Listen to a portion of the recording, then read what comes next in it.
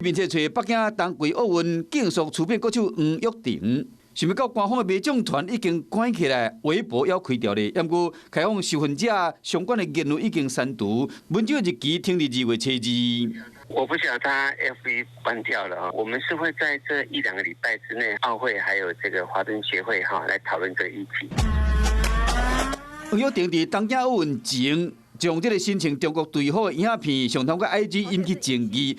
比赛结束后，又搁伫社群媒体写文章引起讨论，和行政院长苏贞昌认为讲这款行为无妥当，要求教育部甲体育署来调查，予以适当的处分。也毋过中华奥会就要到4月才会开检讨会。又要包庇延到4月份才要开检讨会，那有这样的中华奥委会，难怪会有黄玉婷、陈世奎。你过去在马政府的时候，也担任过体委会副主委、政务委员，甚至于代理过行政院秘书长。国家的尊严，如果因为一个选手这样的行为却无力约束，那就尽速召开检讨会。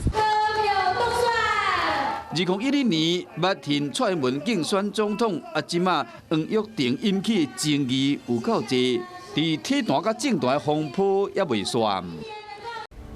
我是陈雅玲，想要跟我一起从零掌握天下事吗？赶紧按下华视新闻 YouTube 频道的订阅按钮，开启小铃铛，跟我一起探讨公共议题，给您最专业的华视新闻。